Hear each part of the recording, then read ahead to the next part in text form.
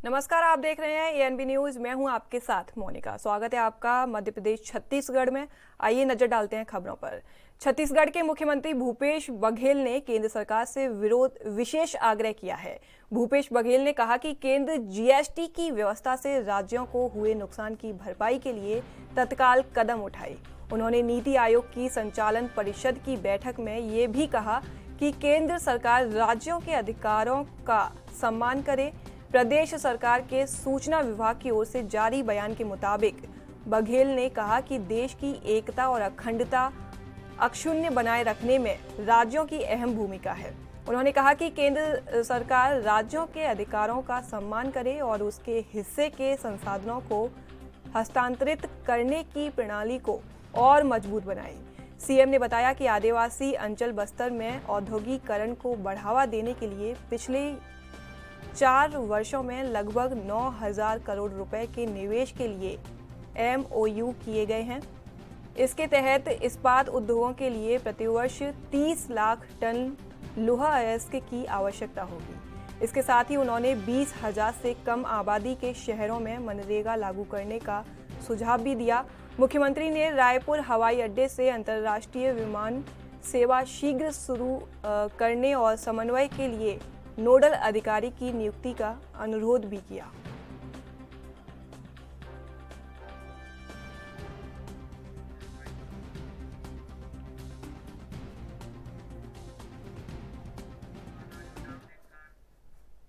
दिल्ली में प्रधानमंत्री नरेंद्र मोदी ने नए संसद भवन का उद्घाटन किया। इस कार्यक्रम को लेकर विपक्षी दल बहिष्कार का ऐलान कर चुके थे।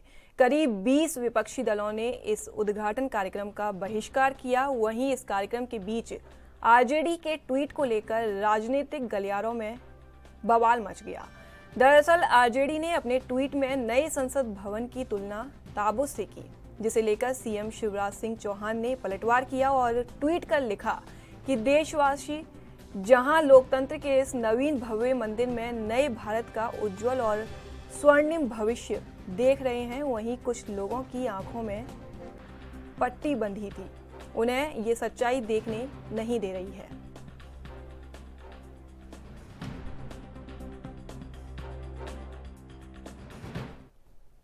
नए संसद भवन का उद्घाटन पीएम मोदी के द्वारा किया गया, जिसे लेकर पूर्व बीजेपी नेता अजय चंद्राकर ने पीएम का अभिनंदन किया और कहा कि विरोध के मौके और भी आएंगे। ये राष्ट्रीय गौरव का दिवस है, इसे विरोध से मुक्त करना चाहिए। माननीय नरेंद्र मोदी जी का अभिनंदन करता हूं।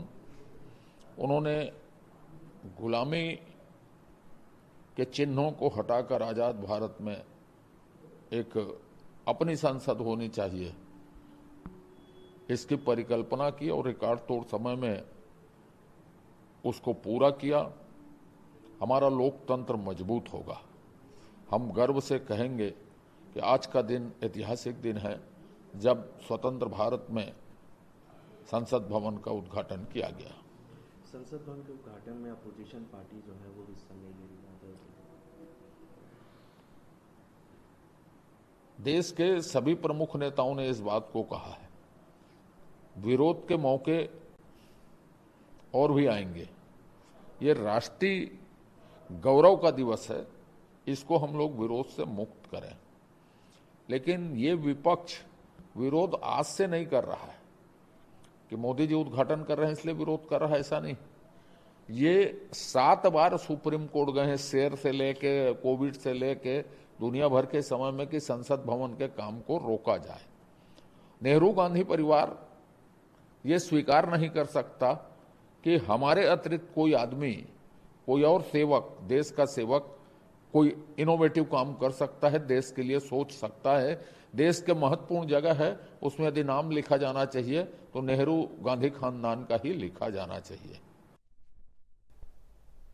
प्रधानमंत्री नरेंद्र मोदी ने नए संसद भवन का उद्घाटन किया। करीब 21 विपक्षी दलों ने राष्ट्रपति द्रौपदी मुर्मू से उद्घाटन कराने की मांग को लेकर इस समारोह का बहिष्कार करने का फैसला किया था। इसी बीच खबर आई कि प्रधानमंत्री नरेंद्र मोदी को करीब 25 दलों का साथ मिला। सत्तारूढ़ बीजेपी के लिए ये राहत वाली बात रही। बीजेपी समेत सत्तारूढ़ एनडीए के 18 घटक दलों के साथ ही 7 गैर एनडीए दल समारोह में शामिल हुए। इन दलों के भाग लेने से एनडीए को विपक्ष के इन आरोपों का खंडन करने में मदद मिलेगी कि ये एक सरकारी आयोजन था। इस मौके पर भारतीय जनता पार्टी के जिला अध्यक्ष कृष्णकांत पवार ने कहा कि ये देश की संपत्ति है और टैक्स पेयर्स के पैसे से बनाया गया है। उन्होंने विरोध करने वाली पार्टियों से पूछा कि क्या ये बीजेपी और आरएसएस का कार्यालय है जिसके उद्घाटन का बहिष्कार करना है। ये किसी का निजी कार्यक्रम नहीं है, ये देश का कार्यक्रम है।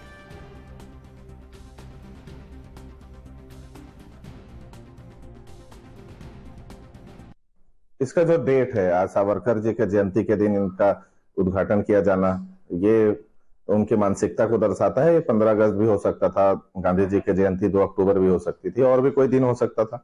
और दूसरी बात ये कि इसका भूमि पूजन तो माननीय प्रधानमंत्री जी ने किया ही था। इसका लोकार्पण निश्चित रूप से राष्ट्रपति श्रीमती द्रौपदी मुर्मू जी के हाथों किया जाना था, और यही कांग्रेस की मांग है। और इसमें क्या गलत है? संवैधानिक रूप से अगर अपन सरकार संसद की बात करें तो राष्ट्रपति, लोकसभा, राज्यसभा मिला के ही उसको संसद बोला जाता है। तो राष्ट्रपति के अभिभाषण से ही कोई सत्र शुरू होता है और कोई भी अध्यादेश उनके हस्ताक्षर से ही शुरू होता है। तो कहने का मतलब ये कि राष्ट्रपति जी ही उसकी प्रमुख है, तो उनके हाथों अगर भूमि पूजन उन्होंने नहीं किया तो लोकार्पण निश्चित रूप से उनके द्वारा किया जाना था। लेकिन प्रधानमंत्री मोदी जी आत्ममुग्ध हैं और वो चाहते हैं कि सब चीज मैं ही करूं, एकला चलो की उनकी राजनीति है, और इसी के चलते उन्होंने खुद लोकार्पण करना चुना, जो मेरे ख्याल से गलत है और एक तरीके से राष्ट्रपति पद का अपमान। और ये जो है, आप 1272 सांसदों की संयुक्त बैठक में बैठ सकते हैं। 888 सांसद लोकसभा के और 384 सांसद राज्यसभा के, और एक साथ बैठेंगे तो 1272 लोगों की बैठने की व्यवस्था है, जो आने वाले समय में एक अच्छा सगुन है। और आने वाले समय में जब लोकसभा की और राज्यसभा की सीटें बढ़ेगी तो ये बहुत महत्वपूर्ण होगा और ये जो है बहुत कार्य का होगा। नए संसद भवन का उद्घाटन कार्यक्रम होने के बाद से ही बीजेपी और कांग्रेस दोनों आमने सामने हैं। वहीं सरगुजा में भी बीजेपी और कांग्रेस आमने सामने दिखाई दे रहे हैं, जहां बीजेपी नए संसद भवन से खुश दिखाई दे रही है और इस दिन को ऐतिहासिक बता रही है, तो वहीं कांग्रेस का कहना है कि अभी नए संसद भवन की जरूरत ही क्या थी। साथ ही उन्होंने परिसीमन भी न होने की बात करते हुए इसे दिखावा बताया। उन्होंने कहा कि ये सिर्फ प्रधानमंत्री का दिखावा है।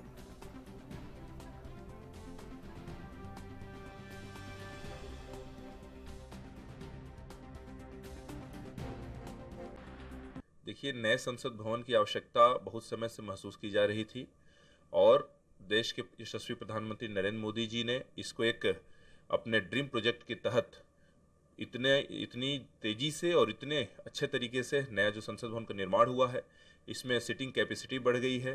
पहले 545 लोगों के लोकसभा में बैठने की जो क्षमता थी उसको वह बढ़कर 888 हो गई है। भूकंप रोधी है। साथ ही साथ आने वाले नए भारत, महान भारत के निर्माण का साक्षी है संसद बनेगा और बहुत ही शानदार कार्य हुआ है, सुरक्षित और इस देश के महत्व के अनुरूप। आज का दिन जिस प्रकार से लोकतंत्र का एक स्वर्णिम अध्याय की शुरुआत है, इस भारत देश के लिए नया संसद भवन नई उम्मीदें, नई ऊंचाइयों को लेकर के आएगा, ऐसी आशाएं हैं। और यह भारत के लोगों के सपनों का संसद है और यहाँ से जो कार्य पद्धति, कार्य प्रणाली के साथ इस देश को उत्तरोत्तर आगे ले जाने की संकल्पना साकार होगी, ऐसी उम्मीद है। आज का यह दिन भारत के लोकतंत्र के लिए ऐतिहासिक है, स्वर्णिम है। प्रधानमंत्री नरेंद्र मोदी ने नए संसद भवन का उद्घाटन कर दिया है, जिसे लेकर विपक्षी पार्टियों ने लगातार विरोध प्रदर्शन किया। वहीं छत्तीसगढ़ में कांग्रेस ने इसे लेकर एक अनोखा विरोध प्रदर्शन किया। बता दें कि राजधानी रायपुर के मरीन ड्राइव में कांग्रेस ने पानी के अंदर उतरकर जल सत्याग्रह कर प्रदर्शन किया, जिसे लेकर एएनबी न्यूज ने कांग्रेस नेता विनोद तिवारी से खास बातचीत की। क्या कुछ कहा उन्होंने, देखिए। देश के नए संसद भवन का आज उद्घाटन हो चुका है और उद्घाटन होने से पहले और उद्घाटन होने के बाद लगातार इसमें सियासत जारी है। और छत्तीसगढ़ की बात करो, छत्तीसगढ़ में एक अनोखा तस्वीर देखने को मिला। करीबन 2 घंटे से अधिक छत्तीसगढ़ के राजधानी रायपुर के तेलीबांधा तालाब स्थित तालाब में जल समाधि लेकर कांग्रेस नेताओं ने राष्ट्रपति के हाथों से उद्घाटन न कराने को लेकर के विरोध जाहिर किया। हमारे साथ बातचीत करने के लिए कांग्रेस नेता विनोद तिवारी जी आज विरोध प्रदर्शन के अनोखा प्रदर्शन देखने मिला, क्या कुछ सोच था इस प्रदर्शन के पीछे? देखिए, आज नए संसद भवन का लोकार्पण था और बहुत ही दुख और शर्म का विषय है कि हमारे देश की महामहिम राष्ट्रपति श्रीमती द्रौपदी मुर्मू जी को इसमें जो ना बुलाया गया, ना कार्ड में उनका नाम छापा गया। ये उनका अधिकार था कि वो राष्ट्रपति भवन का, संसद भवन का उनके द्वारा लोकार्पण किया जाना चाहिए था। यहाँ भारतीय जनता पार्टी की सरकार, मोदी जी की सरकार के द्वारा राष्ट्रपति के अधिकारों का भी हनन किया जा रहा है। एक तरह से संविधान की हत्या की जा रही है।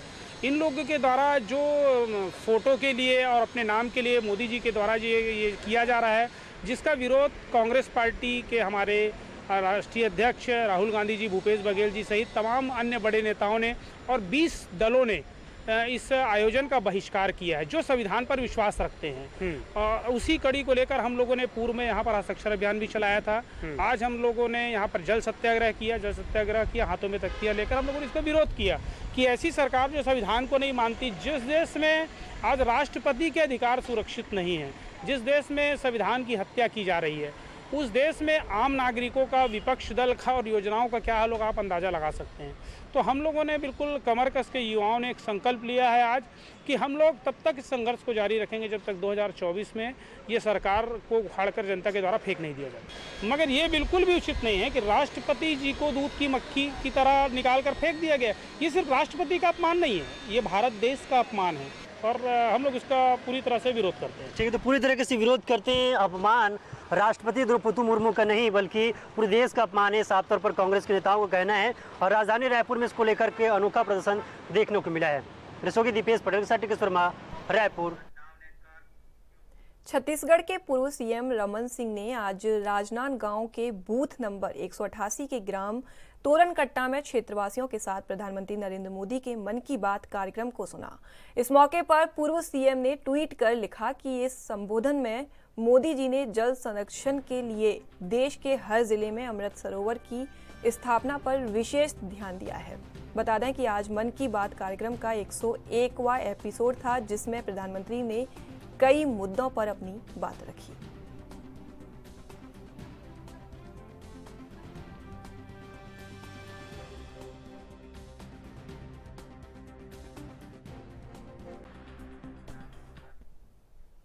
छत्तीसगढ़ के पूर्व सीएम रमन सिंह ने प्रदेश की बघेल सरकार पर हमला बोला है। उन्होंने कहा कि शराबबंदी का वादा कर सत्ता में आए दाऊ भूपेश बघेल आज जिस प्रकार से गली गली में शराब बिकवा रहे हैं, ये स्थिति बीजेपी शासनकाल में कभी नहीं थी। बीजेपी की सरकार में नीति बनाकर शराबबंदी की शुरुआत कर दी थी और आने वाले समय में बीजेपी की सरकार बनने के बाद उसी नीति का उपयोग किया जाएगा।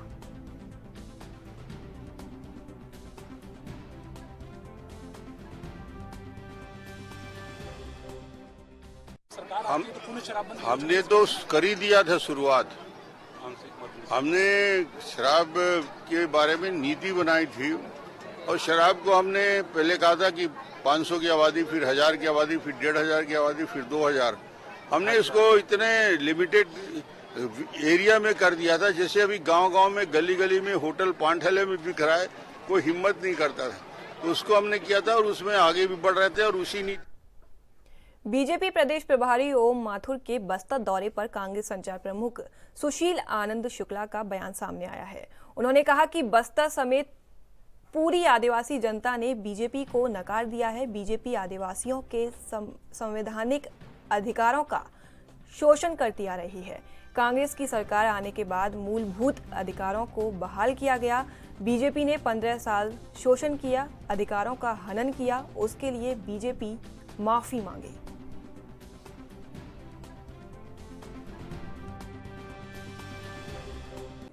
देखिए, बस्तर सहित प्रदेश की सारी आदिवासी जनता ने भारतीय जनता पार्टी को नकार दिया था। उसका एक बड़ा कारण यह था कि 15 साल तक बस्तर के, सरगुजा के आदिवासियों के संवैधानिक अधिकारों का भारतीय जनता पार्टी शोषण करती है। उनके मूलभूत अधिकारों का शोषण करती है, उनके रोटी, कपड़ा, मकान जैसे मूलभूत अधिकारों से उनको वंचित करती है। उनके संवैधानिक अधिकारों को दरकिनार करके उन्हें जेल के सलाखों के पीछे ठूस दिया गया। कांग्रेस की सरकार आने के बाद बस्तर के आदिवासियों के मूलभूत संवैधानिक अधिकारों का फिर से बहाल किया गया। यदि भारतीय जनता पार्टी के नेता वास्तव में बस्तर का भला चाहते हैं तो पहले अपने 15 साल की सरकार के द्वारा जो उनका शोषण किया गया था, जो उनका राजनीतिक रूप से उनका हनन किया गया था उनके अधिकारों का, उसके लिए ओम माथुर और नरेंद्र मोदी माफ़ी मांगे, उसके बाद ही कोई। फिलहाल वक्त है एक छोटे से ब्रेक का। ब्रेक के बाद फिर नजर डालेंगे खबरों पर।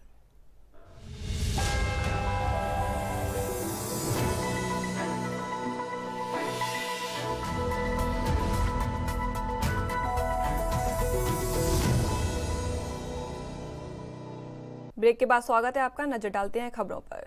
कोरबा के बुद्धबारी स्थित आदिवासी शक्तिपीठ में आदिवासी महापंचायत आयोजित की गई, जिसमें प्रदेश के आबकारी मंत्री कवासी लखमा ने मुख्य अतिथि के रूप में शिरकत की और उनके साथ आदिवासी नेता नंद कुमार साय भी महापंचायत में शामिल हुए।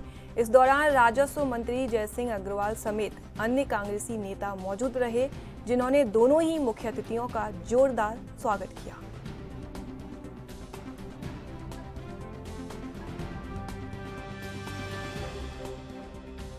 भारतीय जनता पार्टी के बातों को, उनके पार्टी का आंदोलन मामला है, रोज जाए, उनको मेहनत करे, लेकिन पिछले 15 साल में बस्तर को लूटे। तारमेटला में 300 घर जला, 700 गांव खाली हुआ, लोंडीकुड़ा का जमीन टाटा को दिया था और वापस किया भूपेश बघेल।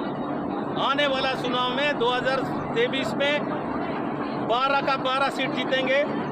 लोकसभा एक जीते, एक आ रहे हैं कांकेर वाला, उसको भी हम लोग जीतेंगे। जीरा मामले को लेकर आपका नाम आ रहा है क्योंकि हमारा सरकार आदिवासी लोग को, पुजारी लोग को, गायता लोग को, सबको पैसा देने वाला सरकार है। महेंद्र कर्मा के पुत्र ने कहा है कि चिराग घाटी मामले में ये बहुत पुराना बातें हैं।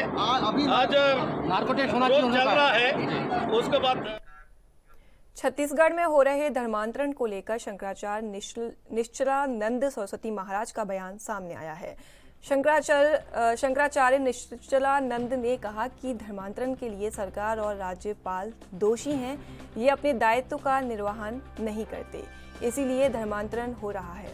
सेवा के नाम पर हिंदू को अल्पसंख्यक बनाने का काम हो रहा है, जिसके लिए हिंदू भी जिम्मेदार हैं। अपनी समस्या का समाधान मिलकर करिए, एक समिति का गठन करिए जिसमें विधायक, सांसद और पार्षद को जोड़ें। उनसे हर 3 महीने में उनके कार्यों के बारे में जानकारी लें। वहीं राम मंदिर को लेकर शंकराचार्य सरस्वती ने कहा कि राम मंदिर को लेकर अभी मोदी और योगी जी श्रेय ले रहे हैं, लेकिन नरसिंह राव के कार्यकाल के समय में अगर मैं हस्ताक्षर कर देता तो उसी समय मंदिर और मस्जिद बन जाता।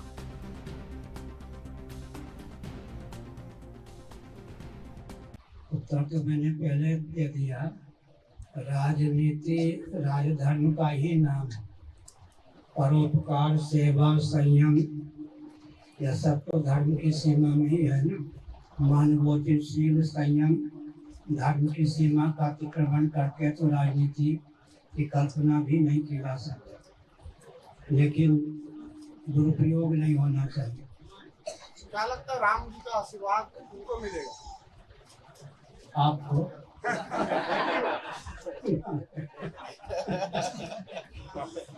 ये हिंदुओं पर अत्याचार को लेकर लगातार फिल्में बन रही है। पहले कश्मीर फाइल आई और अब केरला स्टोरी आई। क्या लग रहा है फिल्मों में जो चित्रण हो रहा है वो सही होगा? मैंने फिल्म तो आज तक देखा ही नहीं। 80 वर्ष की आयु होते फिल्म के दुनिया से बहुत दूर है। महाराज जी, छत्तीसगढ़ में धर्मांतर तेजी से हो रहा है, इसमें सियासत भी तेज हो रहा है, क्या कहेंगे? मुख्यमंत्री, राज्यपाल सब दोषी हैं।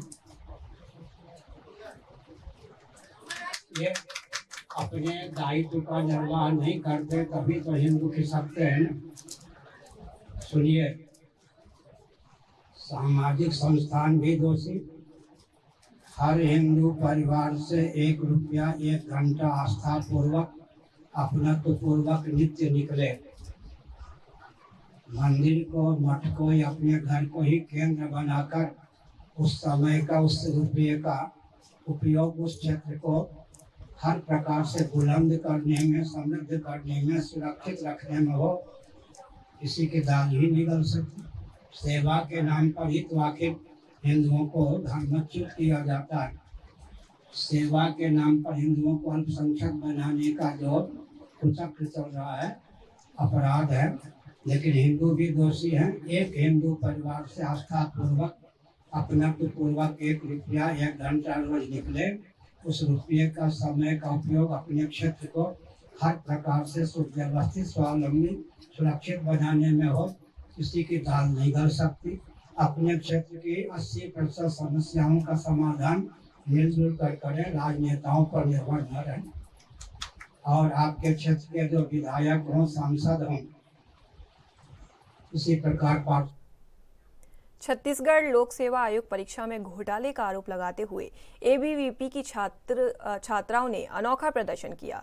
राजनांदगांव शहर के जयस्तंभ चौक में प्याज और गोबर के कंडे का ठेला लगाकर प्रतीकात्मक रूप से सीजीपीएससी की दुकान लगाई और हाथों में तख्तियां लेकर घोटाले का आरोप लगाते हुए विरोध प्रदर्शन कर विभिन्न प्रशासनिक पदों के लिए रेट निर्धारित किया।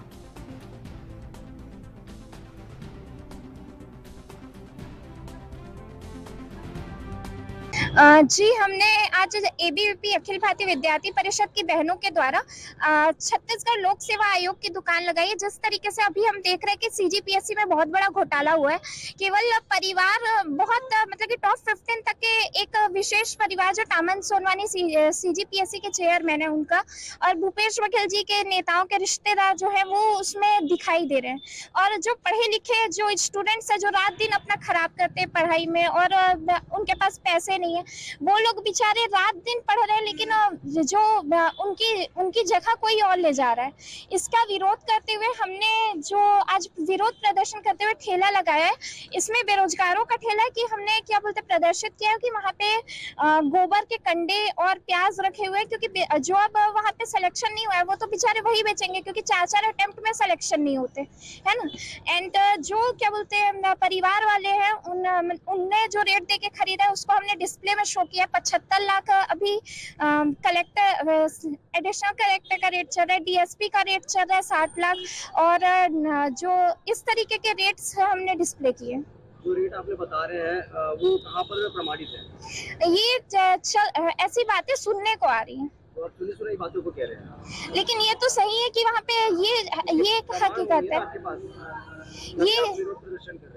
ये हकीकत है कि क्या बोलते हैं उसमें परिवार मुख्य रूप से सामने दिख रहा है। अगर आप सीजीपीएससी का रिजल्ट देखेंगे तो विशेष परिवार टॉप 5 तक के, टॉप 10 का भी देखेंगे तो कुछ नेताओं के रिश्तेदार हैं। क्या एक आम मध्य प्रदेश के डिंडोरी कांग्रेस के जिलाध्यक्ष वीरेंद्र बिहारी शुक्ला को हटाकर कांग्रेस पार्टी ने अशोक पडवार को जिलाध्यक्ष की कमान सौंपी है, जिसके बाद डिंडोरी जिले में कांग्रेस पार्टी के अंदर घमासान मच गया है। उधर वीरेंद्र बिहारी को जिलाध्यक्ष के पद से हटाए जाने से नाराज जिला पंचायत उपाध्यक्ष समेत पार्षदों ने कांग्रेस पार्टी से सामूहिक इस्तीफा दे दिया है।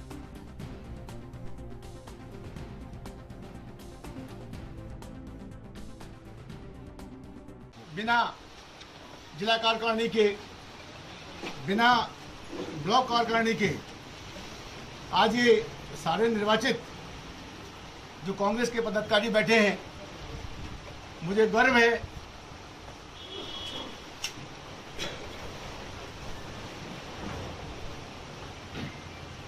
कि इन्होंने हेलीकॉप्टर के नेता जो आर्थिक रूप से समृद्ध हैं उनका साथ छोड़कर मेरे समर्थन में कांग्रेस की पार्टी सदस्यता से इस्तीफा दिया। यही मेरी ताकत है, ये मेरा सम्मान है। ये जो निर्णय लेंगे मैं इनके। तो फिलहाल के लिए मेरे साथ बस इतना ही। देश विदेश की तमाम बड़ी खबरों को देखने के लिए देखते रहिए एएनबी न्यूज। नमस्कार।